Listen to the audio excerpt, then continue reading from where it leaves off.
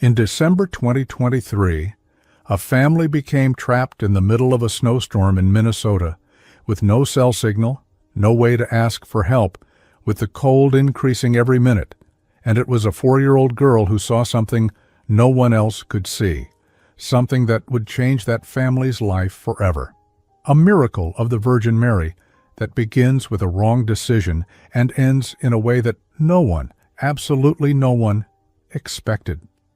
But before we continue, leave a comment saying where you are watching from and what time it is there right now. I would love to see how far the miracles of the Virgin Mary are reaching. Robert was 38 years old and had been driving a truck for a long time. 18 years on the roads of the American Midwest, Minnesota, Wisconsin, North Dakota, South Dakota. He had seen it all. Snow that didn't stop falling for days, ice on the asphalt that made massive trucks slide. Robert had many stories to tell. About the winter of 2014, when he got stuck at a truck stop for 4 days, waiting for the road to reopen. About Christmas 2018, when he drove 16 hours straight to get home in time to see his children opening their presents. About the time a deer appeared out of nowhere on a curve and he swerved on instinct, saving the cargo and his own life. You know that kind of person who looks at the sky and already knows if it's going to rain? Who can feel when the weather is about to change? Robert was like that. He knew the roads the way he knew the palm of his hand. He knew where there were potholes, where the curve was dangerous, where the ice accumulated the most. He lived with his wife Rebecca and their 3 children. Tyler, the oldest, was 12 and was already in that phase of wanting to look older. Lucas, the middle one, was 8 and was the messiest of the 3. And Emma, the youngest, had just turned 4. 4 little years old. Their life was like this. Robert spent weeks traveling for work, came home for a few days, and then left again. It was the way he had to support the family, to pay the bills, to give his children a good life. Rebecca took care of everything while he was away, the house, the boys, school, and she prayed every day. In the morning, before meals, before going to sleep, she had a rosary that her mother had given her, and that rosary hung from the mirror in her car. Robert respected his wife's faith. He never made jokes, never criticized. But he also never took part. When Rebecca prayed before dinner, he stayed quiet, waiting for her to finish. When she went to Mass on Sundays, he stayed home, taking care of the garden or fixing things in the garage. Rebecca never forced it. She knew that faith cannot be forced. Faith is lived, and she lived hers, quietly, waiting for the day when something might change in her husband's heart. Every time Robert came home from a trip, it was a celebration. Emma ran to the door and jumped into his arms. Tyler and Lucas came right behind, everyone wanting to tell the news at the same time. It was a good kind of chaos, hugs, laughter, voices overlapping. It was December, 2 days before Christmas. The family was going to visit Rebecca's parents about 2.5 hours away by car. It was tradition. Every year, Christmas Eve at the grandparents' house.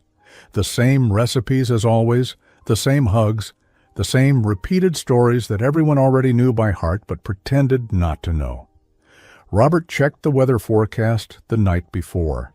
It said light snow during the afternoon. Nothing serious, nothing he hadn't seen 1,000 times. He had driven in much, much worse conditions. They left the house at 2 in the afternoon. The sky was gray, but that was normal for December. The boys went in the back seat, Rebecca in the passenger seat, Robert behind the wheel. The car smelled like coffee and the vanilla perfume Rebecca always wore. The first hour was calm. Light snow, good road conditions. Tyler played on his phone. Lucas stared out the window, counting the cars that passed by. Emma slept hugging the stuffed bunny she called Mr. Ears. Rebecca put on Christmas music very softly, the kind of old songs everyone knows. Robert didn't complain. Deep down, he even liked it. It was part of Christmas. It was part of family. In the second hour, the snow started to pick up. Robert noticed, but didn't say anything.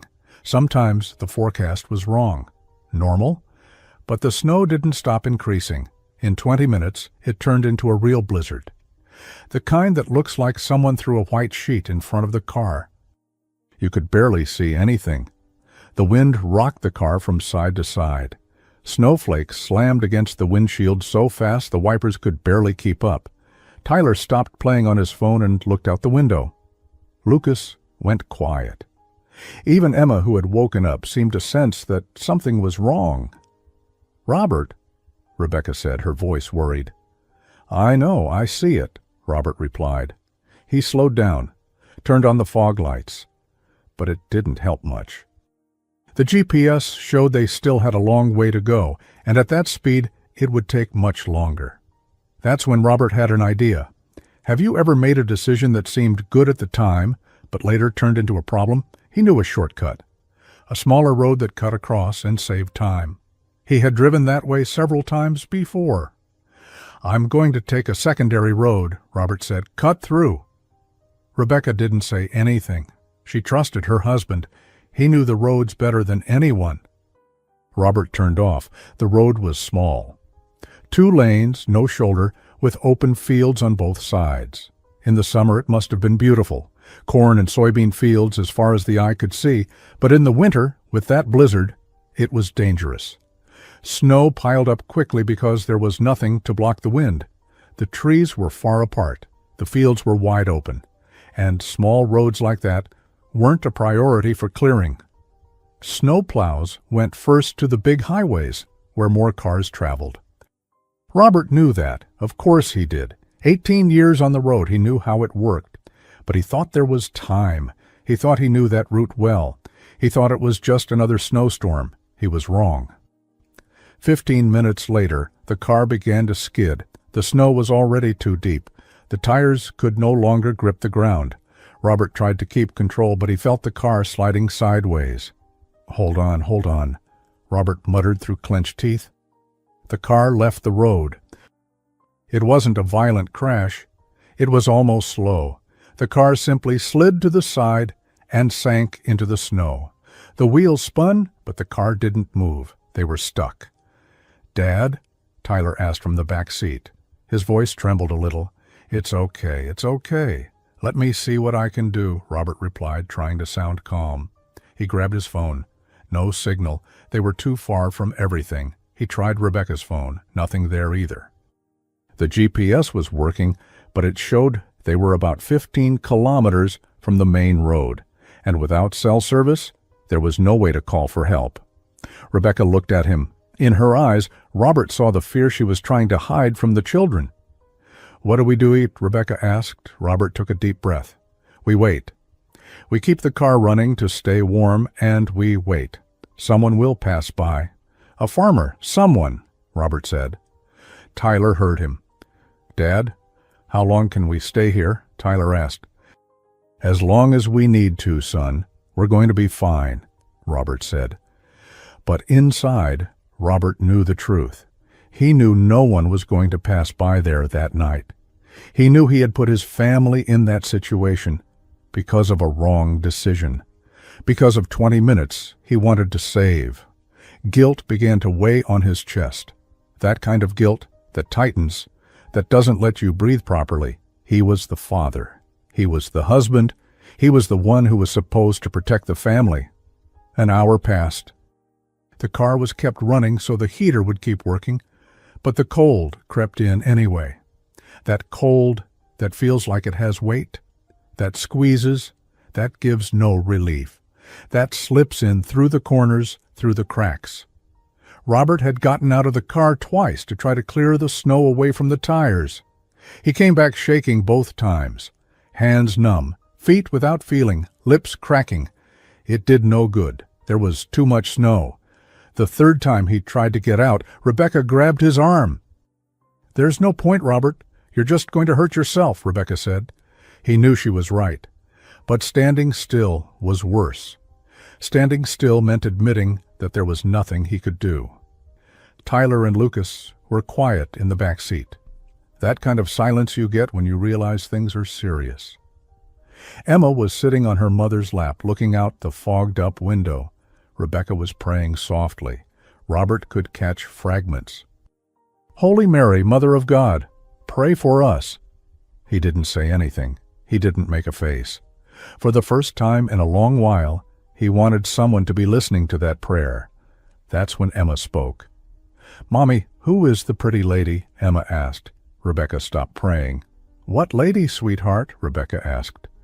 Emma pointed to the window. "Out there, the lady in blue. She's smiling," Emma said. Rebecca looked. There was only snow, nothing else. "Sweetheart, there's no one there." "It's just the snow," Rebecca said. "There is, Mommy. She's right there. She's very pretty. There's light all around her," Emma insisted. Robert turned around from the front seat. "Emma, there's no one there. It's just the reflection of the snow," Robert said. But Emma didn't seem to hear him. She kept looking out the window with a different expression, calm, peaceful, as if she weren't in the middle of a dangerous snowstorm. "Her cloak is blue, Mommy, very blue, and she has a veil on her head. She's barefoot, but she isn't cold," Emma described. Rebecca felt her heart beat faster. Veil, blue cloak, barefoot. She knew that description. But she didn't say anything to Robert. She just tightened her grip on the rosary in her hand. Emma kept looking out the window, smiling back at something only she could see. Another half-hour passed. The gas gauge was almost empty. Robert did the math in his head. With the engine running to keep the heater on, they might have about an hour of fuel left. Robert turned off the car engine. "What are you doing?" Rebecca asked. "Saving gas. We need to keep some for an emergency. I'll turn it on from time to time to warm us up," Robert replied. The cold crept in immediately. Tyler and Lucas curled in on themselves. Rebecca pulled Emma closer, covering her daughter with her own coat. He thought about walking to get help. But how far? 15 kilometers to the main road? With that snow, with that cold, he wouldn't even make it halfway. There was nothing to do. Robert was the man who always knew how to fix things, who knew every road, who never asked anyone for help. And now he was there, not knowing what to do, with his entire family depending on him. Guilt weighed heavier than the cold. Rebecca began to pray out loud, words that filled the silence inside the car. "Holy Mary, Mother of God, pray for us sinners." Robert didn't interrupt, and a part of him deep down wanted to believe that someone was listening too. Emma, in her mother's lap, kept looking out the window. "Mommy, the lady is still there," Emma said. Rebecca stopped praying. "She said everything is going to be okay," Emma said. And that was it. She didn't explain anything else. She just went back to looking out the window with a calm that made no sense at all. Robert felt something strange in his chest. It wasn't the cold. It was something else, a mix of fear and hope that he couldn't explain. Another 40 minutes. The car was freezing now. Robert moved everyone to the back seat. The 5 of them squeezed together, one warming the other. It was the only thing they could do. He wrapped his arms around the 3 children and Rebecca, arms around everyone, trying to protect, trying to keep them warm, knowing it wasn't enough. Do you know what goes through a father's mind at a moment like this? Robert thought about the years on the road, the weeks away from home. The birthdays he missed, the soccer games he didn't see, the nights when he wasn't there to tell a story before bedtime. He thought about all the times he said, "Next week I'll stay longer," and never did. He had spent his life working to give his family things, a house, food, security, things you can buy with money. But he had lost what can't be bought, time, moments together, hugs at the right time, and now, because of one wrong decision of his, he could lose everything, everything. Emma, strangely, seemed to be the calmest of all. That's when Rebecca felt it. The smell of roses, faint at first. Almost impossible to notice, but it kept getting stronger, clearer, unmistakable. The smell of fresh roses, like in a summer garden, like in a flower shop full of flowers, in the middle of a snowstorm, in the middle of December, where there were no roses, where there were no flowers, where there was only snow and cold and fear. Rebecca began to cry without making a sound. Tears running down her face as she felt that impossible perfume. She didn't say anything. She just held Emma tighter and kept crying. What would you do in that moment? Would you believe a 4-year-old girl in the middle of despair? Robert looked around, the 3 children trembling, Rebecca crying and praying, Emma staring at the window with a calm that made no sense, and him, the man who had always known what to do, the man who had never needed anyone, and now he knew nothing. The truth was that Robert hadn't prayed since he was a boy, since his father died in an accident, and he'd decided that if there was someone up there, they weren't paying attention. But in that moment, in that freezing car, with his whole family in his arms, Robert did something. He closed his eyes, lowered his head, and thought. He didn't pray with beautiful words because he didn't know any. He just thought. With all the strength he had, with all the desperation that could fit inside his chest. If someone is listening, if someone is there, don't let my children pay for my mistake. I'm the one who chose this road. I'm the one who messed up. The fault is mine, all mine, but they have no fault in any of this. Please, please, please. It wasn't a real prayer. It was desperation, the kind of thing that comes out of a father when he has nothing left. Robert stayed like that for a while, eyes closed, head down. When he opened his eyes, Emma was looking at him. She didn't say anything. She just smiled. 10 minutes later, Robert heard something. At first he thought it was his imagination. The wind was making so much noise, but the sound continued, and it kept getting stronger. An engine, a big engine, a truck. Robert knew that sound. "Rebecca? Rebecca, do you hear that?" Robert asked. She lifted her head, her eyes red from crying. "What?" Rebecca asked. "An engine. There's an engine coming," Robert said. The 2 of them looked out the window, and they saw it. Lights. Yellow lights cutting through the snowstorm, big, strong lights from a truck coming down the road. Lights that kept getting bigger, closer. A snowplow truck. Robert couldn't believe it. It made no sense at all. That small road wasn't a priority for clearing. No snowplow should be there. Not that night, not at that hour, not in that blizzard. But it was, coming straight toward them, as if it knew exactly where they were. Robert opened the car door. The cold cut into him, but he didn't care. He ran into the middle of the road, waving his arms, shouting. The snowplow stopped. The door opened. A man about 50 years old, gray beard, orange work jacket, looked at him. "Sir, what are you doing out here in the middle of nowhere?" the driver asked. "My family, they're in the car. We got stuck. It's been almost 3 hours," Robert answered, out of breath. The driver looked at the car, then back at Robert. 3 hours in this cold?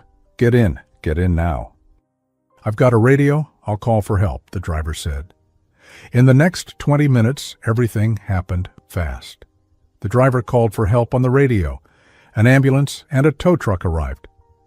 The family was taken to the hospital. Warm blankets, nurses taking care of everyone. The boys and Rebecca had a bit of hypothermia, but nothing serious. Robert was a little worse because he had gotten out of the car several times, but he recovered too. His toes stayed numb for a few days, but then went back to normal. Lucas caught a bad cold the following week, but it passed. The doctors said it was luck, that one more hour out there, and the story could have been very different. But Robert couldn't stop thinking about one thing. 2 days later, when everyone was already back home, recovered, he went looking for the snowplow driver. He wanted to thank him in person. His name was Frank. 32 years working on a snowplow truck. He knew every street, every road in that region. Robert found him at a cafe near the truck garage. A simple place with strong coffee and homemade apple pie. Frank was sitting at a corner table, still in uniform. "Frank, I need to thank you again. You saved my family," Robert said. Frank nodded, the tired eyes of someone who works nights. "I'm glad everyone's okay. Your kids, how are they?" Frank asked. "Good, All good. My youngest daughter doesn't even seem like she went through that." "She's playing like nothing happened," Robert replied. Frank gave a small smile. "Kids are stronger than we imagine," Frank said. "But I need to ask you something," Robert said. "You can ask," Frank replied. "What were you doing on that road?" Robert asked. Frank stopped, the coffee cup halfway to his mouth. He slowly set the cup back down on the table. "You know, I've thought a lot about that these past 2 days," Frank said. "And?" Robert asked. "My route was another one, completely different. I was heading north to clear the main road. That's where I was supposed to be," Frank explained. "So why did you turn onto that road?" Robert asked.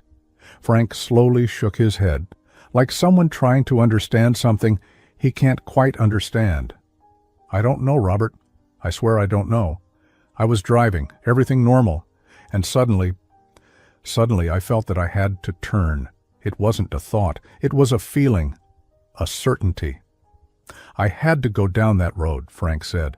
"I did." "And then I saw your car," Frank confirmed.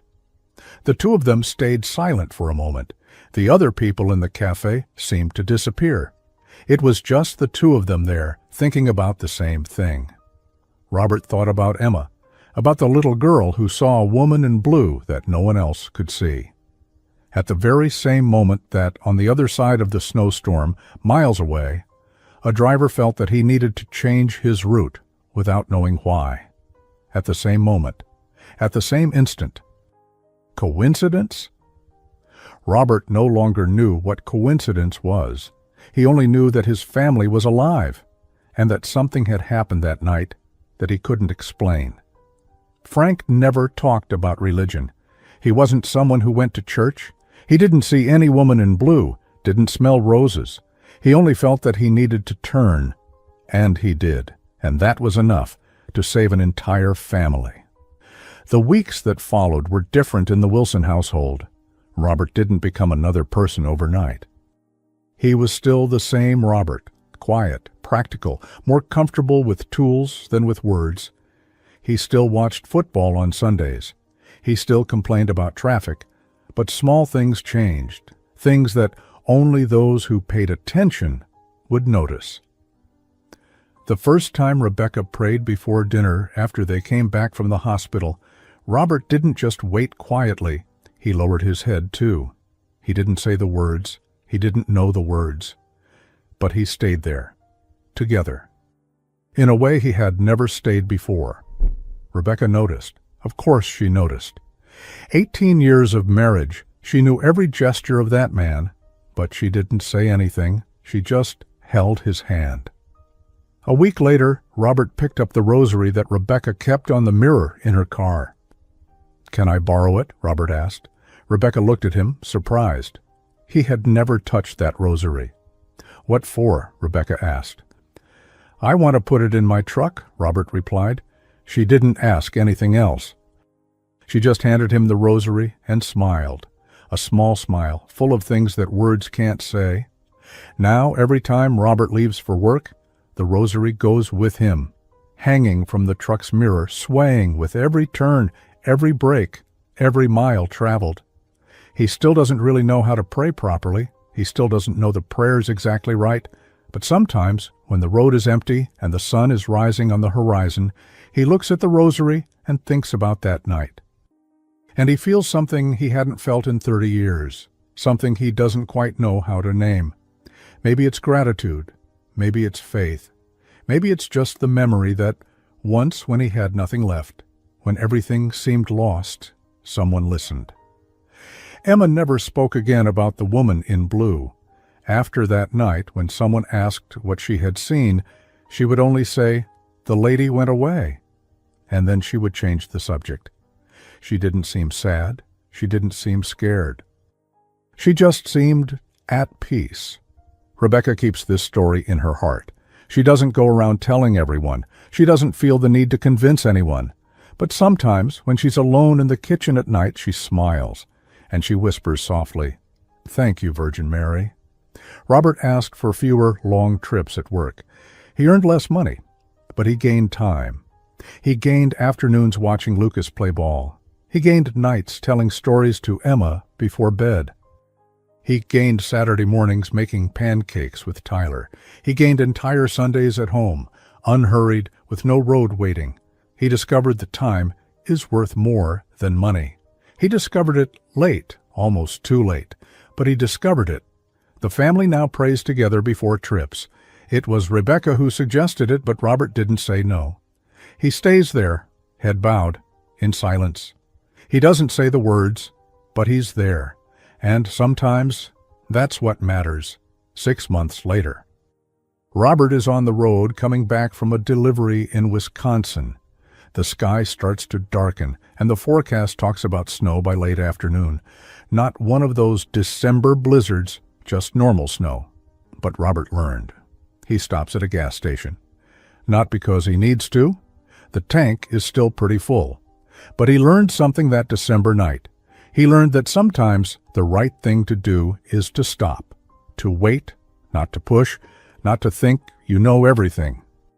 While he waits for the snow to pass, he sits in the truck, looking at the rosary, hanging from the mirror, Rebecca's rosary, the same one she was holding that night while she prayed in the back seat. Robert thinks about that night, about the wrong road, the car stuck, the cold that wouldn't let up, about the children shivering, about Rebecca praying, about Emma pointing at the window with that impossible calm. The woman in blue? Coincidence? Robert still doesn't know what to believe. He still doesn't know if it was a miracle or luck, but he knows one thing. That night, when he had nothing left, when he didn't know what else to do, he asked for help, for the first time in 30 years. And someone answered, in a strange, unexpected way, through a 4-year-old girl and a driver who couldn't explain why he changed his route. Sometimes miracles don't come the way we expect. They don't come with light from the sky and angels singing. Sometimes miracles come quietly, simply, in a way no one expects. Sometimes miracles come with a snow truck, and a driver who can't explain why he changed his route, and a 4-year-old girl who saw a woman in blue that no one else could see, a little girl named Emma, who on that December night, in the middle of cold and fear, stayed calm, stayed at peace, because she knew something the adults didn't know. She knew they were not alone. Before finishing, I want to invite you to be part of our prayer community for the Virgin Mary, a space of faith and hope where people from all over the world come together to pray and share the graces they have received. If you feel in your heart the desire to be part of this chain of prayer, click below and become a member of the channel today and come pray with us. And look, if you made it this far, all the way to the end of Robert's story and his family's story, do one thing for me. Write Emma in the comments, the name of the 4-year-old girl who saw what no one else could see. I want to see how many hearts this story truly reached.